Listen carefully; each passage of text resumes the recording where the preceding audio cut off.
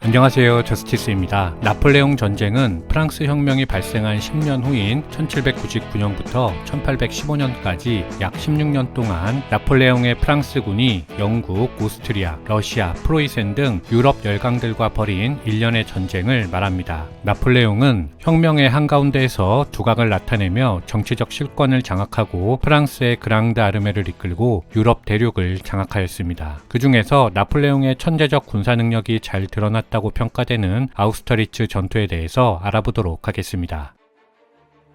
나폴레옹 전쟁의 배경은 프랑스 혁명입니다. 1789년 프랑스에서는 연이은 전쟁으로 인한 재정위기, 부르주아 계급의 성장에 따른 신분제 불만, 그리고 각종 사회 모순 등이 폭발하며 부르봉 왕조를 처단하려는 시민혁명이 발생했습니다. 혁명 결과 부르봉 왕조의 루이 16세가 단두대에 올라 목이 잘렸고, 이후 권력을 잡은 로베스피에르 자코뱅파가 실시한 공포정치와 급진적 개혁이 주변 국가의 왕조를 긴장시켰습니다. 혁명이 자국으로 번질 것을 우려한 주변 열강들은 드디어 프랑스를 저지하기 위해서 연합했습니다. 이때 등장해서 프랑스를 구한 인물이 바로 지중해의 작은 섬 코르시카 출신의 청년 장교 나폴레옹이었습니다. 그는 1795년 툴룽항에서 일어난 대규모 반정부 시위를 효과적으로 진압하면서 주목받기 시작했습니다. 자코뱅파가 실각한 후 들어선 총재 정부의 신임을 받은 나폴레옹은 26세의 젊은 나이에 장군으로 승진하였고 곧 이탈리아 원정군 사령관에 임명되었습니다. 이후 출전하는 전투마다 승리하며 프랑스의 국가적 영웅이 되었습니다. 1798년 이집트 원정을 마친 나폴레옹은 이듬해 파리로 돌아왔고 그해 11월 쿠데타를 일으키며 정권을 잡았습니다. 그리고 프랑스 국민의 지지 속에 1804년 프랑스의 새로운 황제가 되었습니다. 이후 1814년 엘베 섬에 유배될 때까지 수많은 전과를 올리게 되지요. 그 중에서 나폴레옹 전략 전술의 정수가 바로 아우스터리츠 전투로 평가받고 있습니다. 1805년 영국, 오스트리아, 러시아는 제3차 대불동맹을 결성해서 나폴레옹과 대항하고 있었습니다. 당시 나폴레옹은 영국보다 동부전선에 관심이 있었습니다. 전투는 주로 오스트리아를 경유해서 러시아로 향하는 도나우강을 축으로 벌어졌습니다. 연합군의 가장 강력한 상대인 카를 아우구스트는 오스트리아군 8만 5천을 거느리고 이탈리아에 주둔하고 있었지만 앙드레 마세나 장군이 50만의 병력으로 카르를 잘 막고 있었습니다.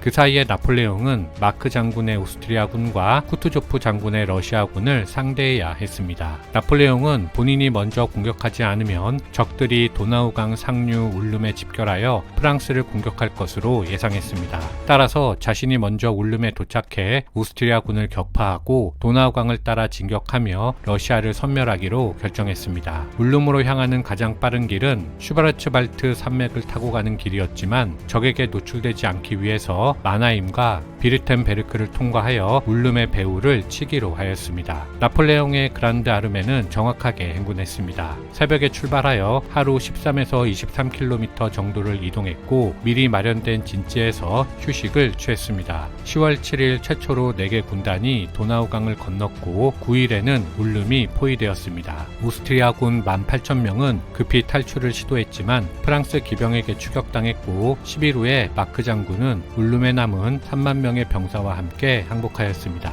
피 한 방울 흘리지 않은 나폴레옹의 완벽한 승리였지요.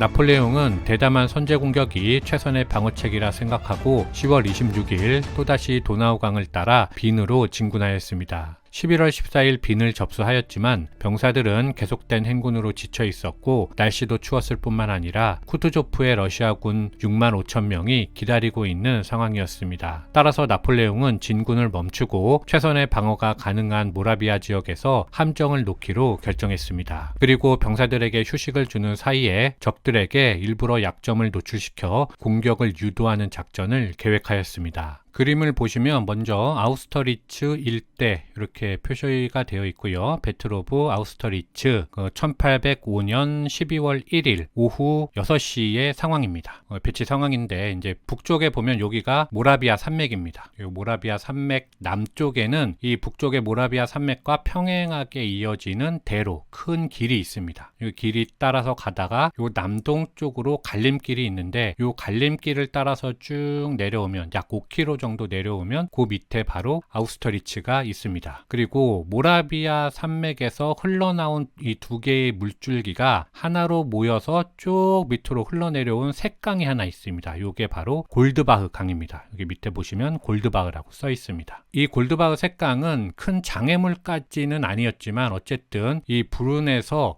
이쪽에 올미츠가 있거든요. 이 올미츠까지를 이 반으로 나누는 이런 경계선 역할을 해줬습니다. 골드바흐 강을 기준으로 프랑스군이 점령한 브린까지, 이 서쪽은 바로 평지입니다. 여기는 이제 평평한 평지고, 요 동쪽은 프라첸이라고 불린 고원입니다. 이 색강에서부터 이 100m 이상 완만하게 경사가 지면서 고원으로 높아지는 이런 지형이고요. 고개를 넘어가면은 여기부터는 이제 급격하게 이제 내려가는 낮아지는 그런 지형을 가지고 있는 것이죠. 보시는 것처럼 프랑스군은 이 불운을 기지로 해서 이제 나폴레옹이 여기 있네요. 이렇게 진지를 골드바흐 강을 끼고서 진지를 이렇게 구축해 놓았습니다. 보시면 지우고 란과 베시에르가 좌익에, 그리고 중앙에는 솔트와 미라가 있고요. 그 우익에는 다부가 있습니다. 그리고 이제 여기서 나폴레옹의 작전을 볼 수가 있는데요. 바로 이 주력군을 모라비아 산맥 밑에, 그러니까 즉 자신의 좌익에 몰아놓고 이 남쪽에서 빈으로 이어지는 요 밑으로 이제 계속 내려가면 여기가 이제 빈이 있거든요. 빈으로 이어지는 이 길, 그러니까 우익 쪽에는 허술하게 해서 적으로 하여금 이쪽을 치게 유도하려는 작전을 펼친 것이었죠. 이 올미츠, 이쪽에 보면 올미츠가 있는데 이 올미츠에서 주둔하고 있던 연합군에서 볼 때는 이 프랑스군의 오른쪽을 치면 이 빈으로 내려가는 이 퇴강로도 막으면서 빈과의 연락을 끊을 수 있었기 때문에 일거양득이었습니다. 그래서 만약에 이것이 함정이 아니라면 그 작전을 안 할 이유가 없었던 것이죠. 반면에 나폴레옹은 적이 자신의 작전대로 이 허술하게 배치된 자신의 우익을 공격을 한다면 본인이 선택한 이 전장에서 자신의 계획대로 적을 섬멸할 수 있다라는 자신감이 있었습니다. 그 지형지물을 어떻게 이용했다라는 그 세밀한 내용까지는 제가 읽은 책에서도, 그 책이 이제 비교적 자세하게 기술한 책임에도 불구하고 설명해 놓지는 못했습니다. 그래서 제가 여기서 자세히 말씀드리지는 못하지만 어쨌든 그 나폴레옹이 파놓은 함정에 걸리기만 하면 나폴레옹은 적을 무찌를 그런 자신이 있었던 것이죠. 그래서 나폴레옹의 이 배치를 본 연합군 진지에서는 난상 토론이 벌어졌습니다. 그 공격 결정권은 연합군 최고 지휘관이었던 그 러시아의 황제 알렉산드르 1세에게 있었는데 그는 이제 빨리 공격을 하고 싶어 했죠. 그런데 여기서 그 쿠투조프 장군의 생각은 설이 나뉩니다. 쿠투조프가 이제 프랑스의 배치를 보고 오판에서 공격에 동조했다라는 설이 있고요. 다음에 아니다, 지원군을 기다렸다가 공격해야 한다고, 즉 공격을 연기해야 된다고 조언했다는 설이 있는데, 제가 이제 읽은 책에서는 각각 다른 설명을 하고 있었습니다.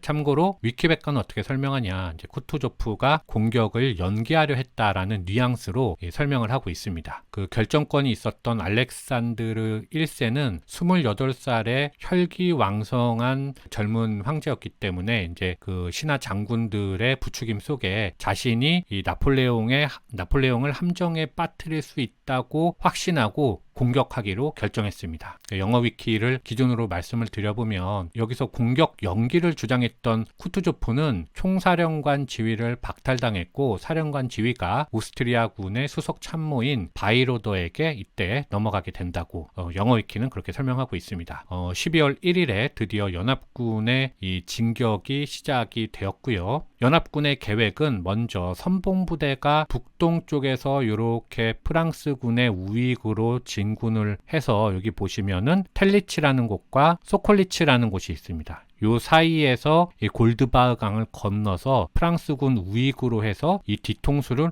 후려갈기겠다, 이렇게 생각을 했습니다. 그리고 그 다음에 동시에 이 프라켄 고원에서 튀어나온 부대들이 정면으로 이렇게 공격을 해 나가는 거죠. 이런 양동 작전을 구사하는 것으로 계획을 세웠습니다. 하지만 이미 나폴레옹은 그 적이 이동할 때부터 모든 것을 다 알아차리고 전투 준비 태세를 갖추고 있었죠. 화력이나 그 대포의 수나 아니면 병력의 수는 연합군에게 뒤졌지만 좋은 위치를 선점하고 있었고 적들이 공격할 것을 이미 예상하고 있었기 때문에 그 전투 자체는 나폴레옹에게 유리했습니다. 그래서 다음날 전투가 실제로 다음 지도로 보도록 하겠습니다. 보시면 이제 1805년 12월 2일 날 이 다음날 전투 오전 9시네요. 오전 9시에 전투를 보면 나폴레옹의 예상대로 연합군의 선봉대가 요 텔리츠와 소콜리츠 사이로 진군해서 우회 공격을 했는데 요때 다부의 부대가 미리 예상하고 있다가 여기서 예상을 했기 때문에 막아냈습니다. 그리고 이어서 여기 생틸레르와 반담의 부대가 정면에서 연합군을 공격하면서 연합군을 이렇게 반으로 갈라서 남쪽 부대들을 고립시키는데 성공했습니다. 그리고 가장 늦게 북쪽에서도 이렇게 교전이 펼쳐졌는데 북쪽에서는 처음에는 막상막하의 전개가 이어졌다고 합니다. 그러다가 이제 미라의 부대가 활약을 하면서 연합군의 우익과 중앙도 또 분리되게 되는데요. 다음 지도로 보시면 이렇게 중앙과 우익이 분리되면서 연합군이 뒤로 이제 후퇴하고 있는 그런 모습의 지도입니다. 이제 시간은 오후 2시네요. 14시니까. 책에서 읽어보면 정오부터 뒤로 후퇴했다. 이렇게 되어 있습니다. 이렇게 반이 갈려져 연합군의 이제 중간에 허리가 잘렸기 때문에 남은 일은 요 밑에 있었던 다부의 부대가 좀 배치가 적게 되어 있으니까 부대가 많지 않은 상황이었고 이쪽을 도와주기 위해서 솔트와 베시에르가 진군해서 합동 공격을 펼치게 됩니다. 그러니까 이 고립되어 있던 연합군은 견디지 못하고 남쪽으로 후퇴를 하게 되는 것이죠. 그래서 이 호수 이제 12월이니까 이제 호수가 얼어 있었는데 이쪽에 얼어 있는 호수를 건너다가 얼음이 깨져서 많은 병사들이 익사했다 이렇게 책에 써 있기도 하고요. 아니면 이제 도망치지 못한 그런 군인들은 많이 생포됐다 이렇게 설명을 하고 있습니다. 대신 이 좌익 쪽에서는 미라가 추격하라는 지시를 받지 못했기 때문에 연합군은 무난하게 퇴각할 수 있었습니다. 이렇게 해서 오후 5시경에 전투가 모두 끝났고 연합군은 약 3만 명의 사상자와 180문의 대포를 잃었고 프랑스군은 약 7,000명의 사상자가 발생했습니다. 아우스터리츠 전투의 패배로 오스트리아는 제3차 대불동맹에서 이탈했고 프로이센이 그 자리를 대신하게 됩니다. 나폴레옹이 독일 지역을 모두 먹어삼키는 것을 막아야 했기 때문인데요. 하지만 프리드리 대제의 옛 영광에 취해 있던 프로이센은 13만 명의 병력을 동원하고도 작전을 펼친 지 3주 만에 괴멸되고 말았습니다. 예나 아우어슈테트 전투에서 2차례 승리를 거둔 나폴레옹은 신속하게 추격해서 수도 베를린을 점령하며 프로이센에게 굴욕을 선사하게 됩니다. 이어서 프랑스는 북동 유럽에서 러시아를 상대하게 되지요. 이상 마치겠습니다. 감사합니다.